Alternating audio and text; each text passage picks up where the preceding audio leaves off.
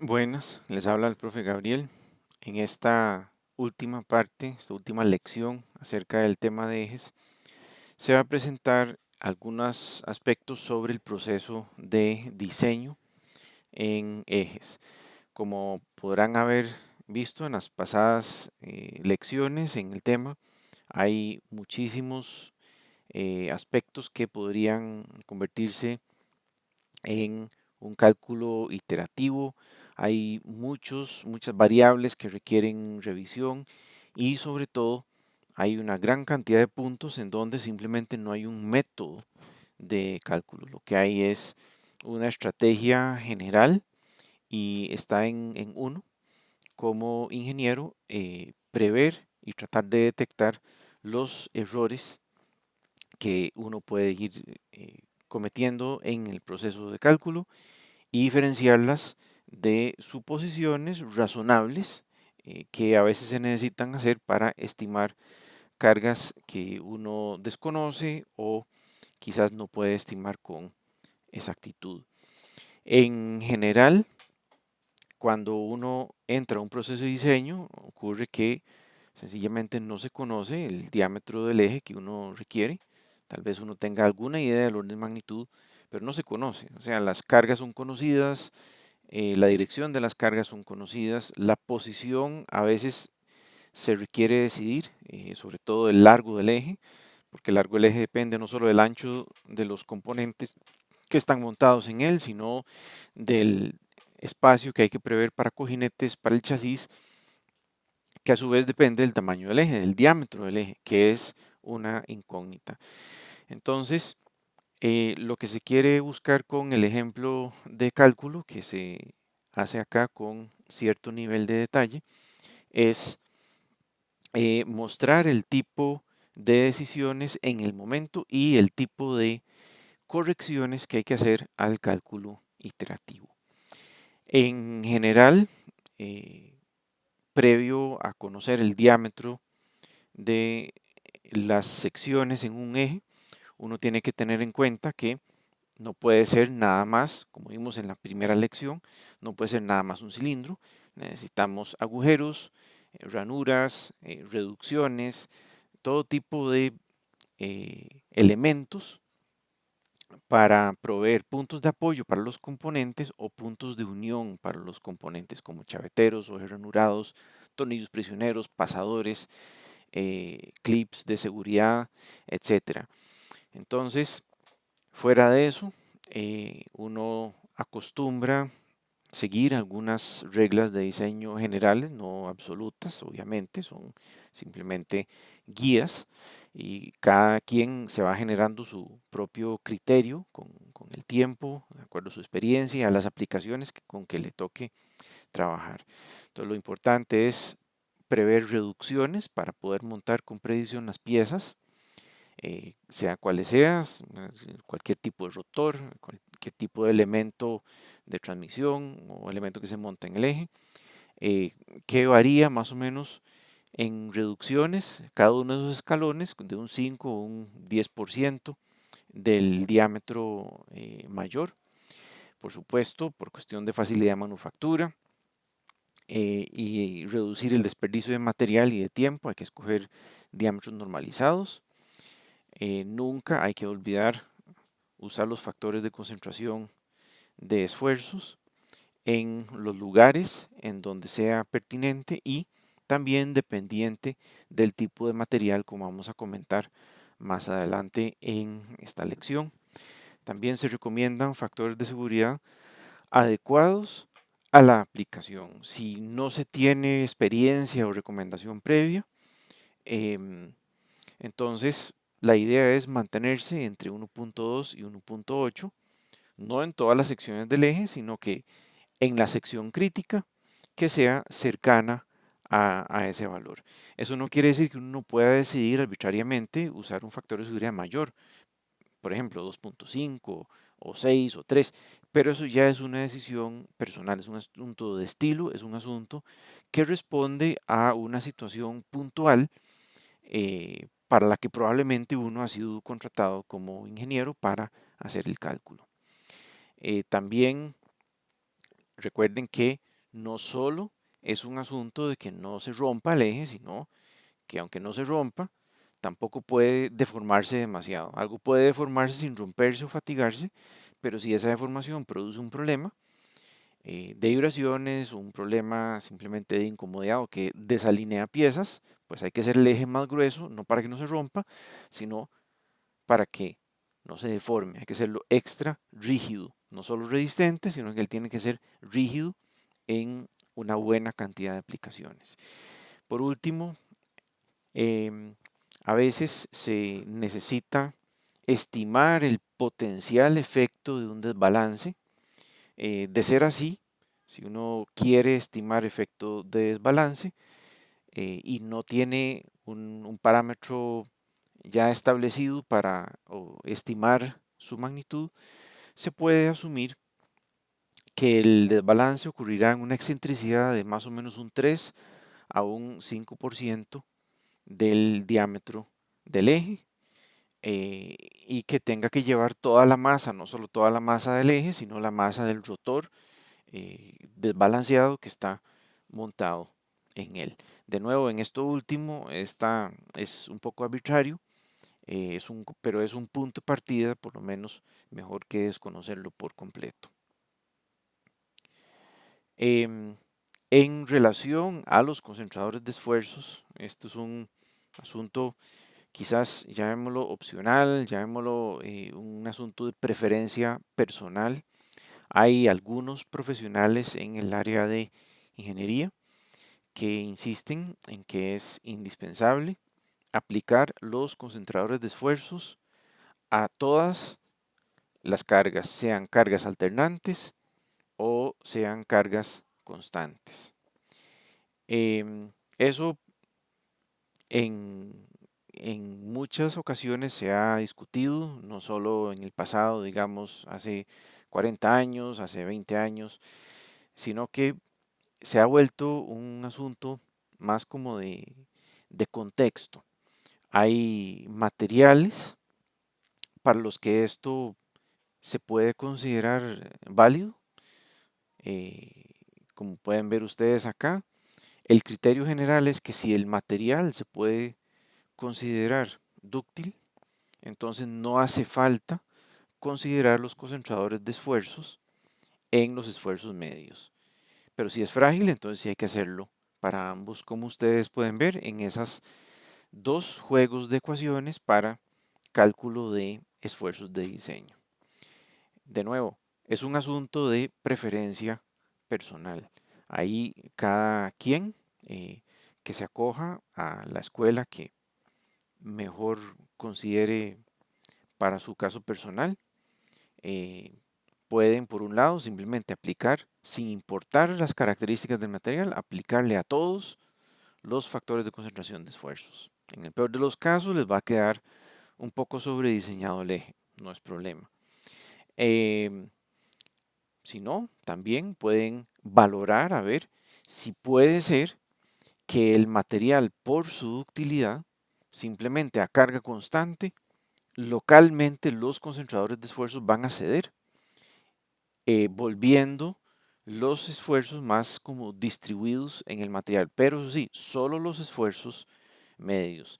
Los esfuerzos alternantes, sin importar si el material es frágil o dúctil, los esfuerzos alternantes van a producir una falla por fatiga y la falla por fatiga es una falla frágil. No importa si es un material dúctil o si es un material frágil, la falla por fatiga siempre va a ser una falla frágil y por ende hay que aplicar los concentradores de esfuerzos correspondientes a ese tipo de falla, a la falla frágil. Entonces, eso es la estrategia, la que ustedes ven acá en esta lámina, es la estrategia que se va a seguir en el ejemplo de cálculo que se ve por acá, pero no se debe considerar obligatorio, eso es un asunto nuevamente de preferencia, ustedes van a ver argumentos a favor y en contra de las dos alternativas. El criterio correcto para determinar si un material es frágil o un material es dúctil es su porcentaje de elongación antes de la rotura, pero si no tienen disponible este dato, otra posibilidad es comparar la resistencia a la afluencia con la resistencia a la rotura y ver más o menos como qué proporción tienen, según lo que les aparecen ahí en esas dos desigualdades que vienen ahí. Si les incomoda ese ámbito incierto entre punto 8 y punto 9, bueno, ¿qué pasa ahí? Bueno, el problema es que la resistencia a la afluencia y la resistencia a la rotura solitas no son suficientes para clasificar tan en blanco y negro como un material frágil o un material dúctil. Si se encuentran en ese ámbito, pues mejor o suponen que es frágil o se consiguen un dato mejor. Se consiguen para ese material que estén usando, para ese eje en particular, se consiguen el dato de porcentaje de elongación antes de la rotura y eso sí está más que establecido, ¿verdad? El famoso 5% de elongación antes de rotura se puede considerar como material dúctil. Otro aspecto relativo a los concentradores de esfuerzos es que a veces pasa en un eje, con mucha frecuencia tenemos una reducción y un chavetero, o una reducción y una garganta, una ranura. Entonces tenemos dos concentradores de esfuerzos en un mismo punto, pero no tenemos tablas de concentradores de esfuerzos para esas dos cosas ocurriendo al mismo tiempo. Entonces una forma cruda y muy conservadora es simplemente multiplicar los concentradores de esfuerzos entre sí. Si tenemos dos concentradores de esfuerzos, entonces se hacen en un mismo punto. Se multiplican los dos por separado y se llega como a una especie de concentrador de esfuerzos total. Esto es muy conservador, pero también es muy impreciso. Lo correcto, y sobre todo en este momento es relativamente fácil, es simplemente dibujarse esa pieza en un modelo digital y hacer una pequeña simulación elástica para determinar un factor de concentración de esfuerzos mejor aproximado mediante un modelo numérico, un modelo computacional, ahí usando volúmenes finitos o elementos finitos lo que tengan disponible, lo que tengan a mano para estimar esto mejor. Pero si no, está esa opción. Lo otro es que todos los criterios de falla que se han estado mencionando en estas lecciones requieren un dato de resistencia a la fatiga, que con mucha frecuencia no se tiene, hay que estimarlo de alguna manera. Entonces hay varias formas de estimar esto. La ecuación de Marin, aunque es un poco primitiva, un poco inexacta, también es una que es muy sencilla de aplicar, muy intuitiva, permite hacer iteraciones de cálculo rápidamente. Entonces, si deciden utilizar ese método, lo pueden hacer para el caso de ejes con un par de ajustes. Uno de ellos lo presentamos acá, que es que como el factor de concentración de esfuerzos va dentro de la ecuación de diseño, dentro de los esfuerzos equivalentes, entonces el K sub E, el famoso factor de efectos diversos que incluye sensibilidad a la muesca, efecto de golpes y vibraciones y concentración de esfuerzos, él se toma como uno, ese K sub E se toma unitario porque ya esos efectos, el efecto del concentrador de esfuerzos, se toma dentro de la ecuación de diseño y no tiene ningún sentido aplicar eso dos veces. Entonces el K sub E tiene que ser 1 en el caso de la ecuación de Marin. Siguiendo con las reglas para aplicar correctamente los concentradores de esfuerzos, en las primeras iteraciones, cuando uno no conoce el diámetro, pues no puede calcular con precisión los concentradores de esfuerzos y lo necesita para poder hacer el primer cálculo, para hacer el primer cálculo de factor de seguridad o de diámetro o lo que uno ande buscando. Entonces hay que empezar por algún lado, uno tiene que simplemente asumir una especie de concentradores de esfuerzos genéricos, más o menos conservadores, o sea, como del lado alto, para poder hacer un primer cálculo y después ya a la hora de una segunda o una tercera iteración, cuando ya se va a llegar a la verificación de los diámetros finales, se recalcula ya con factores precisos. Entonces, los que ustedes ven acá son unos factores de concentración de esfuerzos, tal vez no los máximos, pero sí unos bastante altos, bastante conservadores para tratar de reducir la cantidad de iteraciones que uno hace. El juego de factores de corrección para la ecuación de Marin, aparte del K sub E, que tiene que ser 1, implica para el caso de ejes una serie de suposiciones. Primero, que para el caso de aceros se puede usar para estimar el SE', la resistencia de probeta, se puede usar para el caso de aceros 0.504 por la resistencia a la rotura. El K sub A se calcula utilizando la ecuación correspondiente a maquinado, aunque un eje sea acabado, por ejemplo, con una rueda de Meril o algo así, el punto en donde las grietas van a iniciarse, que van a ser típicamente los concentradores de esfuerzos, son en donde ese acabado de esmeril no se pudo hacer. Entonces, aunque el acabado del eje sea muy bueno, un acabado muy fino, por ejemplo con rueda de esmeril o un bruñido, donde las grietas van a empezar, probablemente no esté tan bien acabado, simplemente el acabado efectivo va a ser el de donde salió del torno o de la fresadora.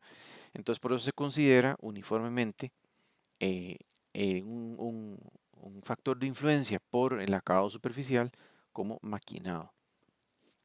El K sub B, ese sí está más que conocido en cálculos de fatiga. Entonces, simplemente el diámetro equivalente, como la mayoría de los ejes son redondos, el diámetro equivalente es el diámetro del eje y hay ecuaciones empíricas para tomar en cuenta su efecto. El K sub C se toma como 1 porque la carga que fatiga el eje es la de flexión, entonces el factor de carga correspondiente a flexión es 1. El factor de temperatura se puede tomar como unitario para aceros por debajo de 450 centígrados, pero como los aceros pueden cambiar mucho de composición y por ende de propiedades, y no todos se comportan igual, es mejor reducir ese ámbito a más o menos unos 120 centígrados. O sea, se puede tomar el KD como 1 si la temperatura es mayor a 4 centígrados o menor a 120 centígrados. Fuera de eso, es mejor revisar los datos. Si fuera un 4140, un acero 4140, pues ese sí, no va a tener ningún problema hasta 450 centígrados, pero no todos los aceros son iguales, unos son más iguales que otros, como dijo algún señor por ahí. Entonces es mejor mantenerse en un ámbito un poquito más angosto y verificar si se puede. El factor de confiabilidad o el de probabilidad de falla, ustedes pueden usar los de la AGMA o de cualquier libro de análisis de falla que sea de su preferencia. Recuerden que esto tenía que ver con la probabilidad de que algo fallara antes del término de su vida útil y él pretende ajustar un poquito de eso. El K sub F' era un factor estocástico que uno frecuentemente lo puede asumir 1 porque esto tiene que ver con la cantidad de experimentos que se hicieron para obtener el dato de SUT o el dato de SE'. Entonces, si uno usa datos de tabla, el número de datos eh, utilizados para generar ese dato de tabla es muy alto, son miles de pruebas que se han hecho, entonces es un dato muy confiable, entonces ese factor estadístico se puede considerar como 1. Ese KF' hay que considerarlo si uno saca el dato del SUT de un número muy pequeño de pruebas, por ejemplo, uno tiene únicamente disponibles unas 5 o 10 probetas para hacer pruebas de rotura o pruebas de fatiga. Entonces, según la desviación estándar la dispersión de los datos reales del esfuerzo de ruptura,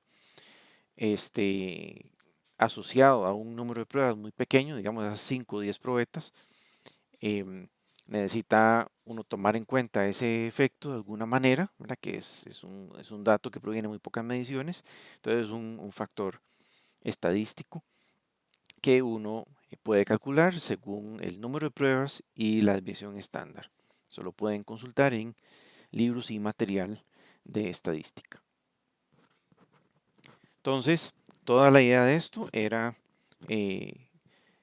expresar como las consideraciones especiales que hay alrededor de un proceso de diseño, pero fuera de esos aspectos generales, entonces no hay nada mejor que poner en práctica ciertas cosas para ver dónde es que surgen en serio esas dificultades reales del proceso de cálculo del rendimiento de cálculo. Entonces, por acá retomamos el caso del eje, en donde está montado un engrane, una polea. Es un caso de un eje cargado en 2 planos. Al estar cargado así, como está en ese diagrama de cuerpo libre, recuerden que había que trasladar las cargas al eje de rotación y generar un diagrama de cortantes en dirección Y, otro diagrama de cortantes en dirección Z. Eso nos daba 2 diagramas de momentos flexionantes que había que consolidar en uno solo, un diagrama de momentos totales, que era precisamente este que ustedes ven ahí. Entonces, como pueden ver, hay varios puntos críticos. 2 de ellos son los momentos máximos relativos y los otros 3 son los concentradores de esfuerzos. En este caso son reducciones, las 2 reducciones para recibir los cojinetes y la reducción para recibir la polea que iba completamente al lado derecho. Entonces, lo que se requiere es para ese acero, con esas propiedades, un factor de seguridad de por lo menos 1.6 y en este caso no nos están diciendo cuáles son los diámetros, hay que escogerlo para todos los puntos potencialmente críticos. Entonces, partiendo de ese diagrama de momentos totales, que son momentos alternantes, y del diagrama de torques, lo que hay resultado es este cuadro de diseño preliminar, que, como el ejemplo de la lección pasada, necesitamos ampliar con los concentradores de esfuerzos y los esfuerzos de diseño para cada uno de los puntos. Entonces, en este momento tenemos el torque que tiene que transmitir, el eje en cada uno de sus puntos y el momento flexionante, el momento flector neto, el momento total, que tiene que transmitirse también por cada uno de sus puntos. Tiene que aguantarlo, tiene que resistirlo sin fatigarse. Entonces, como pueden ver, ahí estamos agregando 2 filas para los concentradores de esfuerzos y 2 filas para los esfuerzos de diseño para cada uno de los puntos. Vean que acá no tenemos adrede, tenemos indefinidos los diámetros y por supuesto los factores de seguridad. Todo esto es lo que necesitamos decidir. Entonces, lo primero que hay que hacer es para cada uno de los puntos escoger factores de concentración de esfuerzos. Entonces, como podrán recordar de acá, tanto el punto beta, que es el segundo, o sea, el primer máximo relativo que tenemos ahí a la mitad del engrane, y el punto gamma, que es a la mitad del cojinete derecho que tienen ahí, que es el cojinete B. No hay concentrador de esfuerzos, ahí eso está liso. Entonces ahí tenemos concentrador de esfuerzos igual a 1 y los otros 3 son reducciones, son cambios de diámetro. Entonces, beta y delta, entonces tienen factor de concentración de esfuerzos 1, todos los demás son cambio de diámetro. Entonces, se pueden sacar de tabla o de gráfica, pero por el momento, como no tenemos valores de diámetro todavía, tenemos que usar factores genéricos. Nosotros sabemos que va a haber un reductor, entonces usamos factor genérico para reducción, que sería un K sub sigma, el de flexión de 1.8, y un K sub tau, el de torsión de 1.4. Esto va a cambiar más adelante y lo vamos a poder considerar con precisión, pero una vez que tengamos por lo menos un primer valor de diámetro. Pero por el momento no es el caso. Entonces, ahora lo que podríamos hacer es aplicar ecuación de criterio de combinación de esfuerzos. Ya tenemos cargas, tenemos concentrador de esfuerzos, podríamos aplicar criterio de combinación de esfuerzos, que es lo que ustedes ven acá. O sea, para cada uno de esos 5 puntos se pueden calcular esfuerzos sigma m', sigma a'. Y esos dos esfuerzos los podemos introducir en una ecuación de diseño. Digamos en este caso que vamos al criterio de Falla-Herbert, que es esa ecuacioncilla que ustedes ven ahí abajo. Entonces, sustituimos esos dos sigma m' y sigma a', los sustituimos como los esfuerzos de diseño. Vean que tenemos conocido todo excepto el diámetro. El diámetro no lo conocemos y el factor de seguridad, por supuesto, tampoco. Pero digamos, cargas están conocidas, factores de concentración de esfuerzos conocidas. Entonces sustituimos sigma m' como sigma m de diseño, sigma a' como sigma a de diseño. Y nos queda acomodada la ecuación de esa manera.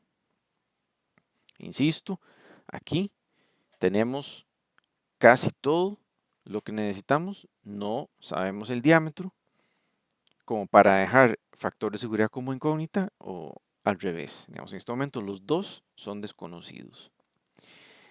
En este momento nos tenemos que preguntar qué pasa con esos concentradores de esfuerzos, si aplican por igual para los alternantes que para los medios. Entonces, como pueden ver, la relación de la resistencia a la fluencia a resistencia a la rotura es de 0.6 más o menos. O sea, eso es un material dúctil en este momento.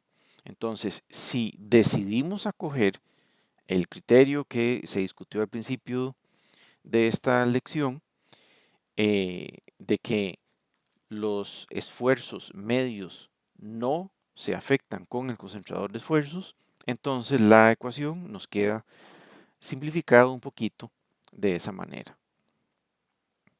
Entonces, por ejemplo, para el punto alfa, sustituimos todos los valores conocidos, ¿verdad? O sea, concentración de esfuerzos, momento flexionante y torque para ese punto. Claro, aquí un montón de cosas son cero, y tiene sentido, pero ahí están todos los términos presentes, incluido la resistencia a la rotura, pero todavía está como incógnita el factor de seguridad, el diámetro y la resistencia a la fatiga.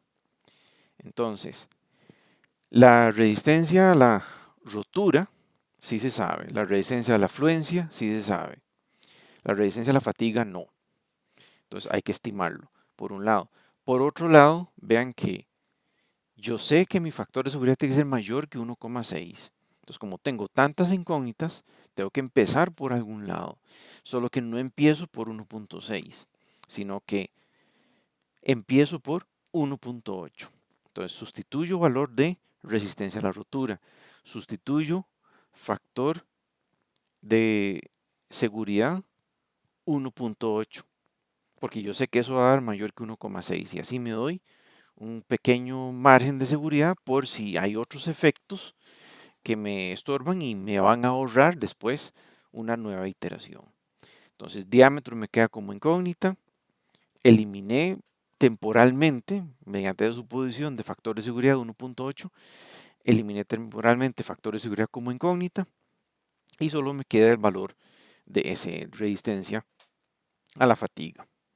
Entonces, como es un acero, puedo usar esa expresión, 0.504 por SUT. Hay alguno que otro libro que dice que eso no es 0.504, es 0.506. Ahí ya cada quien verá qué referencia le cree. Pero si usamos 0.504, ese valor es 330 megapascales.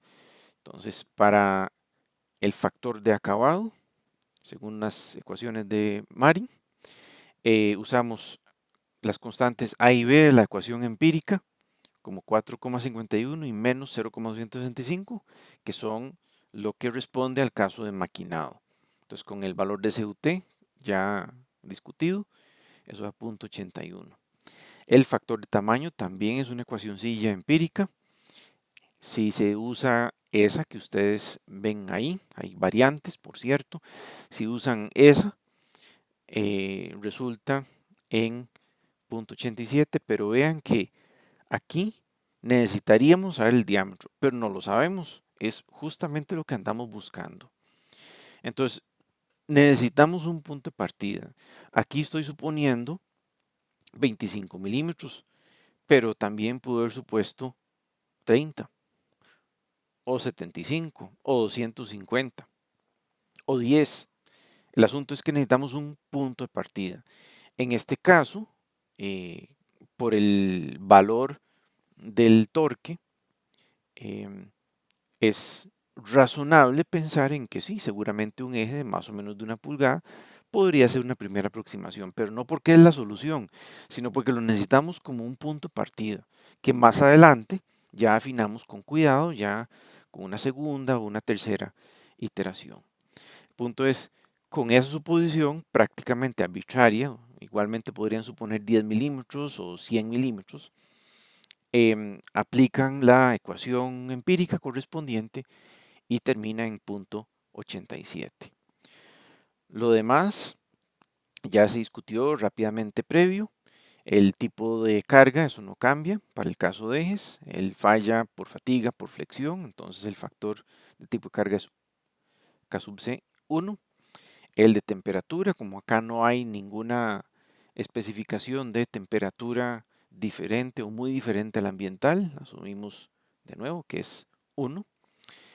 El K sub E era el factor de efectos diversos, o sea, sensibilidad a la muesca, concentración de esfuerzos, vibraciones, golpes. No hay que considerar concentración de esfuerzos acá en el K sub E porque ya está metido en la ecuación de diseño. De hecho, acabamos de hablar de eso hace un par de láminas. Entonces, él es 1. El factor de confiabilidad, suponiendo una confiabilidad de una falla en 1000 que va a presentarse, corresponde a 0,75. Y en este caso, como el dato de SUT es muy confiable desde una tabla de la ANSI, de la AISI, perdón, entonces el dato S de laboratorio es muy confiable, N es grande, N se puede considerar infinito, entonces el factor estocástico es 1. Multiplicando todos estos factores, la resistencia a la fatiga es de 174 megapascales. Ojo que esta resistencia va a haber que recalcularla cada vez que tengamos un diámetro diferente. Esto es un punto de partida apenas y eso es lo que estamos sustituyendo acá. Entonces, en este momento vean que ya todo es conocido. Supuse factor de seguridad 1.8 como punto de partida. La resistencia a la rotura es 655 megapascales. Resistencia a la fatiga, según recién calculamos, 174 megapascales. Ahí ustedes pueden ver ingresado los concentradores de esfuerzos de 1.8, K sigma, 1.4, K tau, el momento alternante efectivo en el punto alfa, vean que esto todavía es el punto alfa, momento alternante efectivo 29,73, entonces esto es para punto alfa, y el torque en ese punto es 0, por eso 1.4 por 0, el torque ahí es 0 en componente alternante y también en componente media también es 0 para el momento flector y el torque. Entonces de acá se puede despejar directamente la única incógnita que quedó, que es el diámetro. No siempre es así, no siempre se puede despejar directamente. Si en lugar de 0, en el segundo término de la ecuación, hubiéramos tenido algún valor, entonces ese diámetro al cubo hubiera estado elevado al cuadrado, entonces no se podría resolver tan fácilmente. Habría que aplicar una fórmula general para esa ecuación eh, de grado 6 o hacerlo por iteración. Entonces, el caso es que acá el diámetro es la única incógnita, sea cual sea la forma en que uno lo despeja, lo importante es que es una incógnita, es un valor, perdón, asociado a ese conjunto de condiciones, cierto material, cierta carga, ciertos concentradores de esfuerzos. En este caso da más o menos 18 milímetros. Ese diámetro lo podemos usar para calcular esfuerzos, como pueden ver acá. Cierto, ya tenemos un factor de seguridad, cierto, ya tenemos un diámetro, pero también si ya está fija la carga y ya está fijo el diámetro, podríamos calcular esfuerzos y eso es importante para tener claro como cuáles son las magnitudes relativas de las cargas y sobre todo para comparar los esfuerzos presentes en diferentes puntos críticos en el caso que se está resolviendo. En este caso tenemos 5 puntos críticos diferentes, que es bueno como ir viendo cómo van cambiando los esfuerzos efectivos en la superficie respecto de otros y respecto de cambios en el diámetro conforme vayamos haciendo iteraciones en los diámetros. Entonces, dentro de alfa, ya con este diámetro conocido, esta primera iteración conocida, entonces calculamos los esfuerzos. Antes no era conocido, aplicamos criterio de falla, ahora sí, ya el diámetro es conocido, entonces podemos calcular los esfuerzos que tendríamos si usáramos ese diámetro. Entonces resulta en 0 para los esfuerzos medios porque no hay torque y resulta en 96.7 megapascales por efecto de la carga alternante por flexión. Entonces lo registramos en el cuadro de diseño. Entonces ahí viene el dato de factor de seguridad supuesto inicialmente, el diámetro correspondiente, vean que todavía no lo he redondeado a un diámetro comercial, y los esfuerzos de diseño correspondientes a ese caso. Entonces, en este momento, lo único que hay que hacer es proceder de exactamente la misma manera, pero con valores diferentes para momento alternante, torque, concentraciones de esfuerzos, para todos los otros 4 puntos. Entonces, eso resulta en los datos que ustedes pueden ver ahí. Vean que todos tienen factor de seguridad 1.8. ¿Por qué? Porque esto es apenas la primera iteración. Asumo factor de seguridad 1.8. ¿Qué diámetro tengo que tener para que me dé eso? Bueno, en el caso de beta, 49.9, en el caso de gamma, 66, y así para los otros 2 puntos.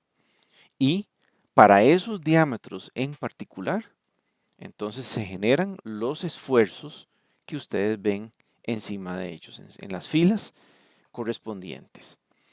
Vean que si uno cambia cualquiera de esos diámetros arbitrariamente, entonces necesariamente tendrán que cambiar los esfuerzos y el factor de seguridad. Y eso es precisamente lo que sigue. Lo que sigue es escoger esos diámetros, no solo redondearlo a diámetros comerciales, sino escogerlo de acuerdo a la forma que yo quiero que tenga el eje. Como ustedes pueden ver acá, para que el factor de seguridad sea de 1.8, en beta el diámetro tiene que ser como de 50 milímetros y en gamma 66. Entonces fijémonos en el eje a ver eso qué significa. Resulta que beta es en la sección más gruesa del eje y gamma más bien es más delgado. Y eso es justo lo contrario a lo que estos cálculos me están diciendo. Ahora, eso no es un problema. Vean que esto es nada más los requerimientos para que no se rompa. Pero eso no quiere decir que yo no pueda hacerlo más grueso.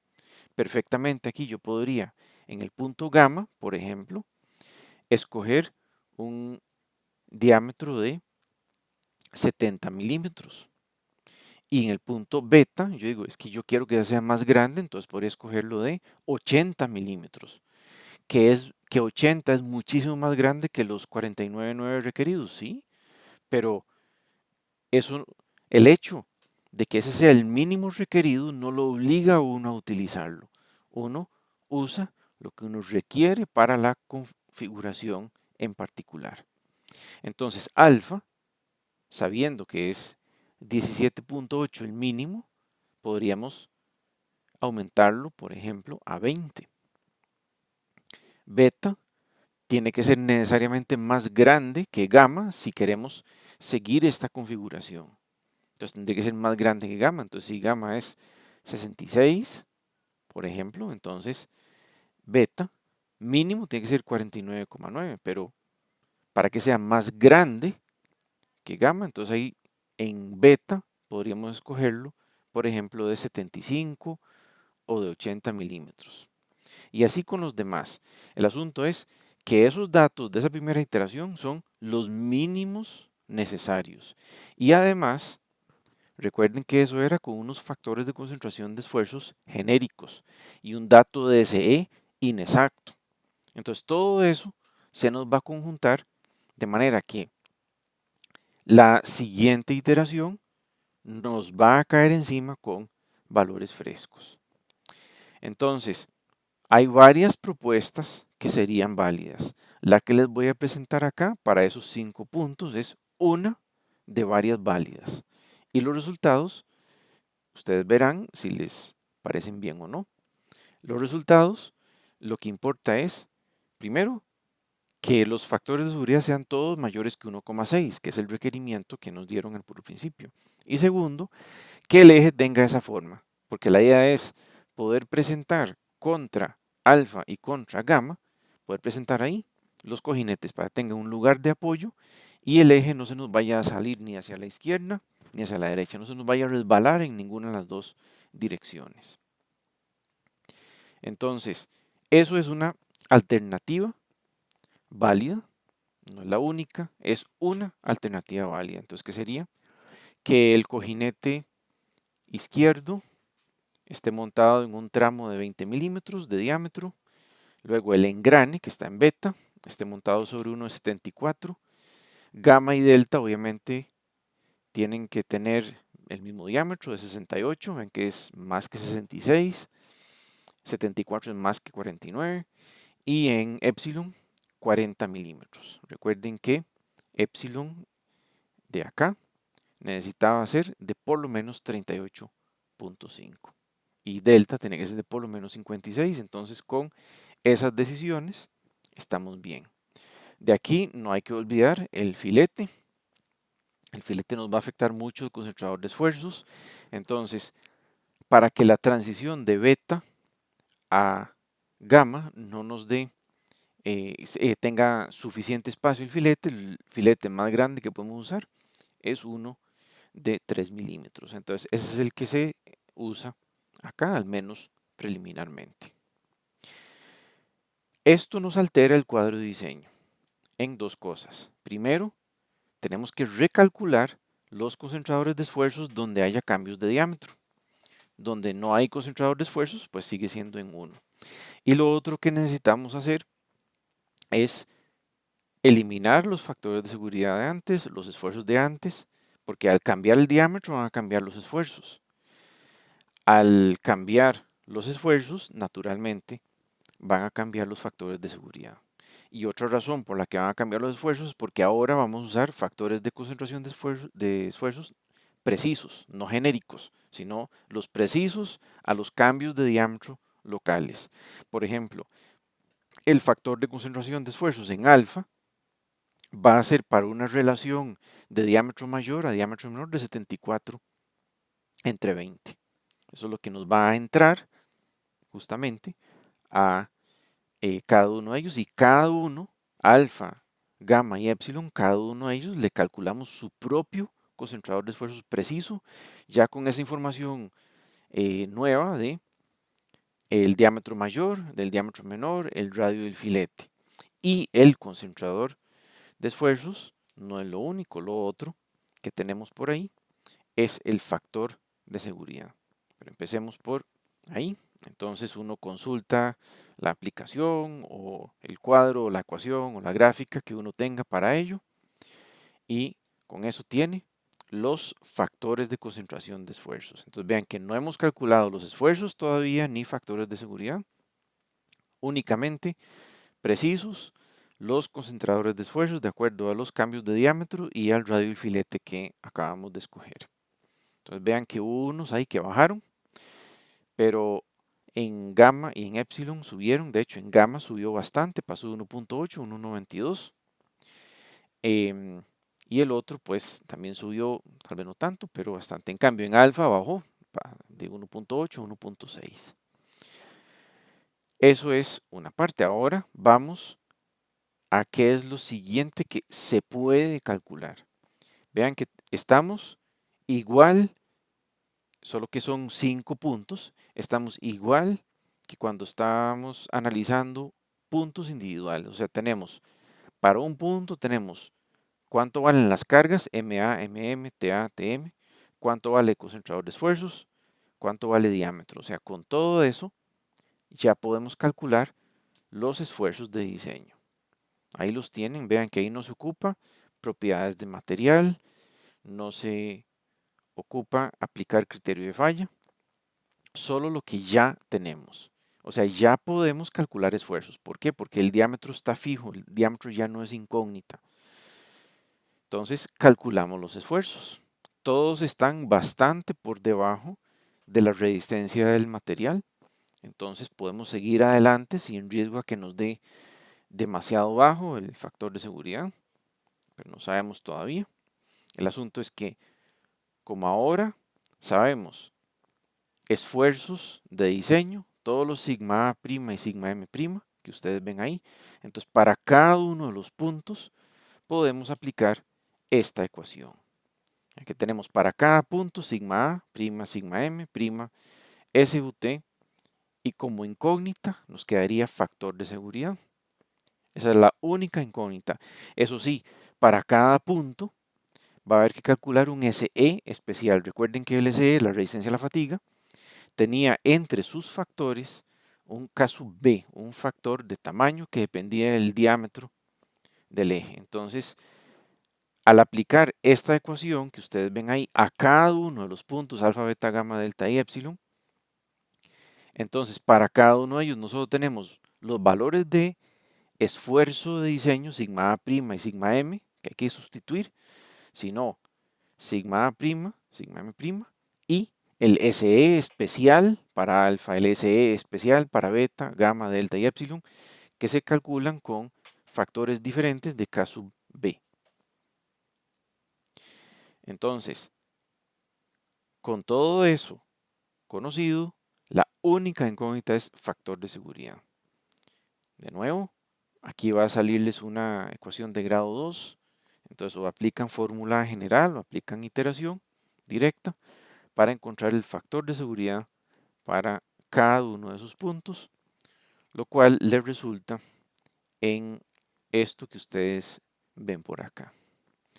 Entonces, como pueden ver, los factores de seguridad todos son mayores que 1.6, y también vean que los esfuerzos no han cambiado. Simplemente pasar de acá a acá es únicamente aplicar criterio de falla a los esfuerzos que ya existen, porque el diámetro estaba fijo, no estábamos iterando el diámetro, ya el diámetro lo escogimos y entonces nada más estábamos encontrando el factor de seguridad. Como pueden ver, sí, hay uno grande ahí de 5.8, pero no es problema, estamos asegurándonos de que el engrane esté montado en el tramo más grueso para que él tenga cojinetes apoyándolo de ambos lados, para que ese eje no pueda caminar. Punto crítico, el que tiene el menor factor de seguridad, pero él es mayor que 1,6, que era lo que nos habían pedido, entonces estamos bien. El diseño lo podríamos cambiar de nuevo. Si cambian algún diámetro, nada más habría que recalcular concentradores de esfuerzos, recalcular resistencia a la fatiga y por último recalcular el factor de seguridad. Eso es opcional, ¿verdad? Eso depende de para qué es lo que uno necesita el eje en particular o si uno quiere, por ejemplo, escoger un tamaño mayor o un tamaño menor de cojinete. Eso ya es un asunto más del contexto en el que opera ese eje. Para terminar, nada más repasar algunos aspectos que he tratado de mencionar varias veces en el desarrollo. Primero, a veces un eje tiene que ser más grueso de lo que se necesita por una cuestión de rigidez, por una cuestión de organización geométrica. El hecho de que un diámetro mínimo sea el requerido no quiere decir que hay que respetarlo, simplemente el diámetro que uno escoja tiene que ser más grande que el mínimo. Fuera de eso, uno toma la decisión práctica que uno necesite, siempre que sea más grande.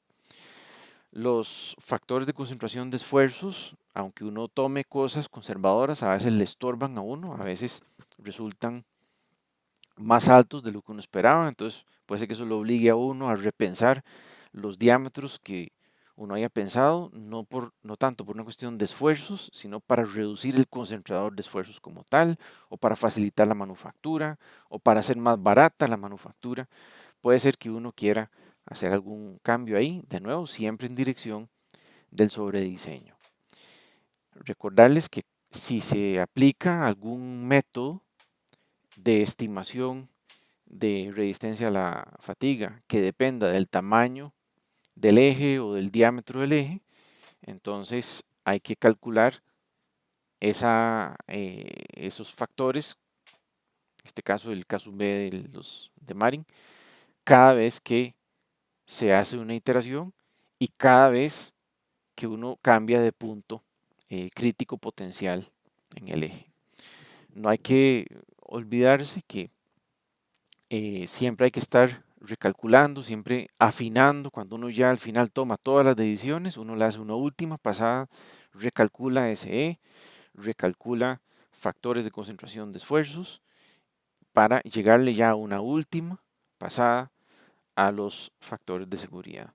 Eso suponiendo que uno no tiene la mala suerte de que supuso cojinetes demasiado anchos o supuso cojinetes demasiado angostos y entonces hay que alterar la longitud del eje, en cuyo caso, pues desafortunadamente hay que reelaborar los diagramas de carga. Esto altera los diagramas de momentos totales, que por supuesto altera el valor de los esfuerzos. Entonces, básicamente hay que recalcular todo. En suma, es muy importante automatizar estos cálculos, ¿verdad? En esta lección se presentó con muchísimo detalle porque el propósito de la lección no era calcular el diámetro del eje, el propósito de la lección era hablar del proceso de diseño y por eso se habló con pelos y señales y mucho lujo de detalle, ¿verdad? Cada uno de los pasos, pero muchos de esos pasos toman, si acaso, 2 o 3 segundos mientras uno rehace una iteración en una hoja electrónica o en un software especializado para el efecto. Mientras tanto, tienen que tomar café.